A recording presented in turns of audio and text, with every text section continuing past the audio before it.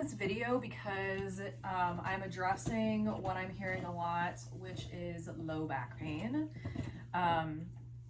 Being in this line of work, I hear a lot of people, both in yoga and in personal training, that they have low back pain.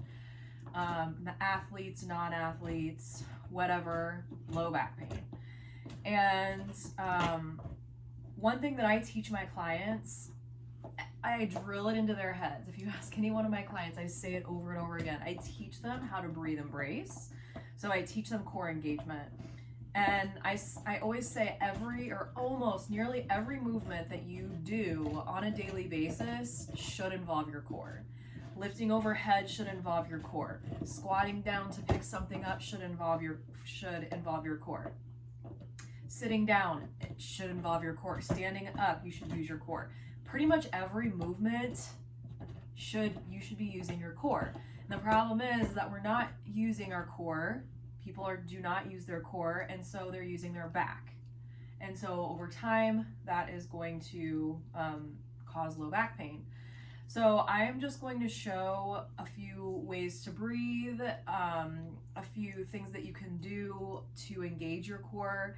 I actually got some of these movements from Squat University, from Dr. Aaron Horschig, I think is how you say his name. He's really, really, really good. So he's also a really good resource on YouTube. So I'm going to use some of his ab movements that, or core movements that he suggests, but I'm also going to add some yoga stretches in here too that are really good for low back, hip area. All right, so first, I'm going to teach you how to breathe. So you're going to come down onto your back. And you can put your hands on your belly for this. And just, relax your feet down on the floor. And you're going to inhale, breathe into your belly. Fill up your belly with breath. And then exhale, sigh it all out. Inhale, fill your belly up with breath, like you're filling up like a balloon. And then exhale, sigh it all the way out. And do that 3 more times. Inhale, fill all the way up. Exhale, empty all the way out. Inhale, fill all the way up. Exhale, empty out. Feel your core or your belly contract back in towards your spine. Last time, inhale, fill all the way up. Exhale, empty all the way out. Sorry if you can hear my dog, he's obnoxiously chewing on a bone right now. All right, so now from here, I want you to lift up your legs, and you can do this against a wall. I don't really have a wall space, but you can have your feet up against the wall. But if you don't have a wall space, stack your knees over your hips and your ankles in line with your knees. So your knees are making a 90-degree angle, your hips are making a 90-degree angle. So already, without really trying, my core is engaged because my legs are lifted, and I'm keeping my legs lifted, which is engaging my core. But I want you to take this a step further. I want you to brace your core even more. When I say brace your core, it means brace like somebody's about to punch you in the stomach. So you're turning on your abs to like soften the blow a little bit more, but that's what it should feel like. So if you put your fingers in your obliques, which are the muscles that are above your hip bones, and there, they should feel tight. All right. And with this, I want you to breathe into your belly just like you just did, and then exhale, empty all the way out. Do that 4 more times. Inhale, exhale, let it go. Don't ever let the brace go though. You stay braced the whole time. Inhale, fill up. And you may not be able to expand as much on the inhale, but that's okay. 2 more. Inhale, fill up. Exhale, let it go. Inhale, fill up. Exhale, let it go. You can rest. Now, just breathing like this is challenging enough for some people. So without even bracing, if it's challenging for you to fill up your belly when you inhale, then just practice that for now. Because a lot of people reverse breathe. So when they inhale, their belly sucks in, and when they exhale, their belly goes out. But I want you to do the opposite. So you're gonna inhale, your belly puffs out, and then exhale, your belly comes in. And then once you get used to that, then you can lift up the legs, brace your core, and then breathe into that. And that actually takes a lot of practice, and that's really challenging too. I've been teaching this for a while, and it's still hard for me to remember to do it, and when I do it, to keep doing it. So it is really challenging. So, but if you think about your core being a soda can, a full soda can is pressurized, right? So it's pressurized to be a full soda can. But once you empty out the soda can and crush it, or once you empty out the soda can, it's not as strong, right? Because there's not the carbonated gas in there to pressurize it. So it can crush a lot easier when it's not full. It's this, think about that with your core. If you're not pressurizing and using your core to press out to protect your low back, then it's just, you're putting it all into your back, if that makes sense. So that's the breath. That's the breathing and bracing. You can add more to that, but I'm not going to go too far into that. But here are the movements. So you're going to bend into one leg. The other leg is straight. And all you're going to do here is lift up your head. Now I want to say here, it's easy to lift up your head and not really engage your core. That's not what you're doing. Think about engaging your core and then lifting up your head. Right now I'm using my core to lift my head. I'm not just like haphazardly lifting up my head. Because what I hear a lot of people say is that it hurts their neck. First of all, you're only lifting your head like an inch off the ground, if that. You're not trying to lift it up as far as you can. You're just lifting it up a little bit and holding. If you're using your core and this still hurts your neck, you're just going to tuck your chin just a little bit, all right? So probably if you do this on your own, you're probably up too high. So just think, lift just a little bit, tuck the chin, use the core, hold for 10 seconds, and then lower down.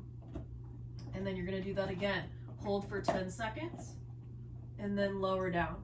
And you're going to do that 6 times. Then you're going to switch the legs, so bend into the other leg, and you're going to do it again. Lift up the head, lower down. Lift up the head, use your core. Your core should be tight when you do this. Lower down. 10 seconds times 6. All right?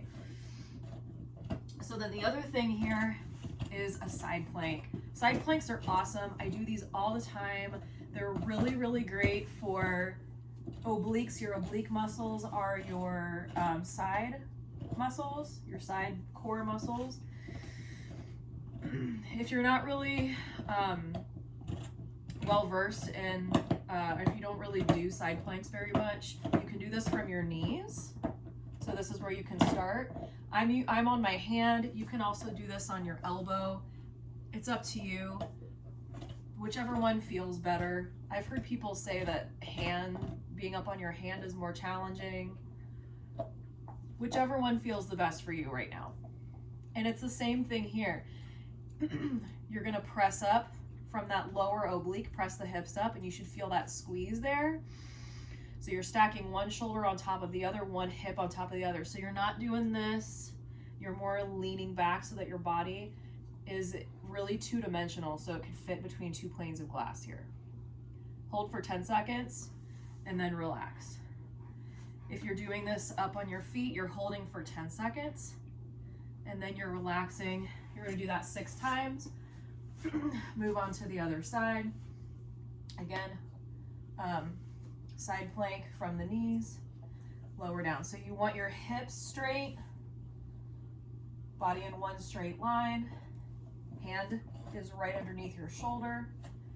Same if you're doing this on your feet. 10 seconds, then you're going to rest 6 times each side. All right, that's a side plank. The last thing is bird dog, which is, I put this in my yoga classes all the time because it's such a great core stabilizing movement. So bird dog or spinal balance. So for this, you're gonna come into tabletop, stack your shoulders over your wrists and your hips over your knees. And you can go through a few rounds of cat-cow if that feels good. That usually feels good to most people, and it's also great for the spine, for flexion and extension of the spine. So inhale, drop your belly, lift your chin. Exhale, round the spine up and back. You can do this a few times. Then you're gonna come back to neutral spine. So neutral spine is a straight spine. It's not this, where I'm sticking my butt up, you're arching, and it's not pressing up. It is neutral, all right? So for this bird dog, you're gonna extend one leg back. And notice here, as I lift up my leg, the further I lift up my leg, the more my spine arches, right? You don't want that. You want to keep your spine neutral. So notice, arch, and then I had to lower my leg to keep my spine neutral. That's fine. You only need to lift your leg up here a couple of inches. The most important thing here is that your spine stays neutral, all right? Then you're going to take your opposite hand. So right now my right leg is back. I'm going to take my left hand, make it into a fist, reach it forward, and I'm going to press that fist. So I'm going to use those muscles, and I should feel this all the way up my arm, my shoulder, up into my lat. I'm really, really squeezing this fist. I'm activating that arm muscle, all right, or muscles. You're going to take an inhale. Exhale, tap the elbow to the knee without rounding or without, like I just rounded a little bit there. And then you're going to extend back out and hold for 10 seconds.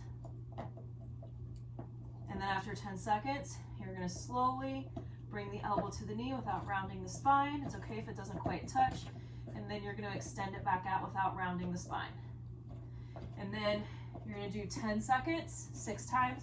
Then you're going to switch. And you're going to extend your left leg out behind you. Remember, it doesn't have to be lifted as high as you can. Keep the back neutral, the spine neutral. Ball up the other fist, reach out. This should feel hard, so you're balling up that fist and tightening up those arm muscles a lot. It's like you should be shaking. After 10 seconds, slowly tap, extend back out. All right? 6 times, 10 seconds. Really, really good. If you do those every single day, that will really strengthen your core and help with your low back pain. Most low back pain is because of not engaging core. The other cause of low back pain, or one of the other major causes of low back pain, is tight hip flexors or piriformis, which is right underneath your glute muscle or your butt muscle. So I'm going to show you a couple of really great stretches that will loosen up those muscles. If you sit all day, you probably have tight hip flexors and tight hamstrings. All right, and then not enough muscle, not enough, what's the word I'm trying to think of? Strength in your glute muscles and your butt muscles. So there's actually a thing called dormant butt syndrome. I don't think that's the scientific name for it, but if you sit all day and you don't use your butt muscles, then they, with any muscle, they start to get weaker. So that's all that is. So with the stretching, this is one of my favorite stretches for hip flexors. Hip flexors are these muscles right here that help you flex the hips, all right? So you're gonna bring one leg forward, the other leg goes back, and you should feel in the back leg, so this is gonna be my left leg, a stretch in the front of the hip, even the quad. And if you don't, you can begin to shift your weight forward Try to keep this front heel down. You don't need to, the heel doesn't need to lift up. But maybe you should start to feel more of a stretch if you shift your weight forward. All right. If your heel does start to come up, just heel toe your front foot forward just a little bit more. And you can just stay here and breathe. You can use blocks here to help you if you have them, or use whatever support that you have at home. And then you're gonna switch sides, switch to the other side. And then remember, you can shift your weight forward as much as you can to get this hip flexor. And that's a great way to stretch out the hips, the hip flexors. Another thing that's great to do too, that I have my clients do all the time, is Cobra. So this is full Cobra. My tops of my feet are pressed down. If that's too much of a back bend for you, you can just come into what's called Sphinx. So my forearms are down, shoulders are stacked over elbows, and I'm just hanging out here. Or you can also just go up as far as it feels good. And then lower down. I like to come into child's pose after this one because your spine was in a lot of extension. Now we're flexing it, so it should feel good.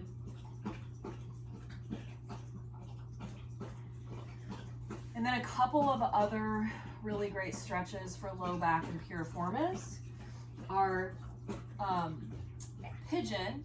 So one leg goes forward, the opposite leg stretches back. So with pigeon, the front leg, if you can make the front knee be on the outside of the hip, that's great. Not a big deal if your bones don't do that. And then my front heel can either be in towards my hips, or you can heel toe it further this way, and that'll give you a deeper stretch. But sometimes I like to shift from side to side with this, and you can stay up here, or you can come down as far as it feels good. But this is really great for outer hip, glutes, piriformis. You can also do this on like a table or a bench or a chair by having your leg, I don't have a chair handy right now, but imagine you have your front leg on something. Woo! You can do it that way too, so that it's not, so that you're not completely horizontal, you're at an angle. And then you can do the other side, all right? So try to keep the hips even and level, all right? So, Moose, go on. My dog likes to get right in front of the camera so nobody can see me. Okay, a couple of other things. You can do pigeon. If pigeon is too much, if it's too intense, you can also do supine figure 4. So you can put your right ankle onto your left knee. You're making a figure 4 with your legs. You can stay here, or you can, I like to bring the leg in between the hand in between my legs and grab for my thigh, the outside of my shin. And this is another great way. It's not as intense because your weight is not on your legs, but it's another way to stretch out this outer hip, piriformis glute. And sometimes I like to sway from side to side. That'll give me a little spine massage. And then you can switch sides. You can just hold these stretches for as long as it feels good, really. 30 seconds, a minute, I don't know, whatever feels good in your body. But again, this is stuff that you can do every single day that will help with low back pain. And then the last thing that I want to show you is a supine twist. So you can go right into this after figure 4 because you're just going to bring your legs out. So if my right ankle is on my left knee, I'm going to drop my legs over to the left, extend my right arm out long, so now my spine is in a twist. Make sure the shoulders are down on the floor. The legs can really do whatever they want. Both of mine are bent here, But you can straighten the top one or you can stack both knees. Totally up to you, whatever feels good here. You're just gonna sink into this and then breathe into your upper rib cage, whatever rib cage is on the top. And then you'll switch sides, going to the other side, extending the other arm out, keeping the shoulders on the ground. Breathe into that upper rib cage. Feel that stretch in the... You'll probably feel this not only in the lower body, but you'll feel it up in your chest, the front of the shoulder, maybe even the arm. I feel this like all the way down my arm.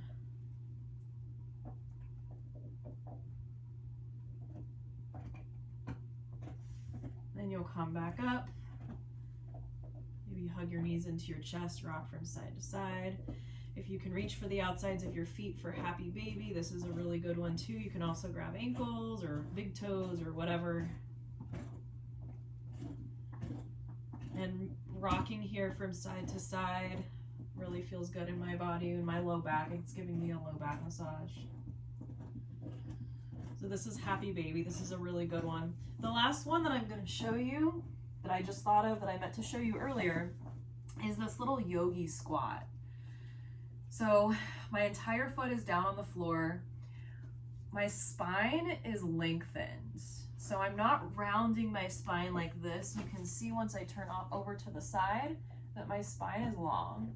Now, some people's heels will come up off the ground. That's okay.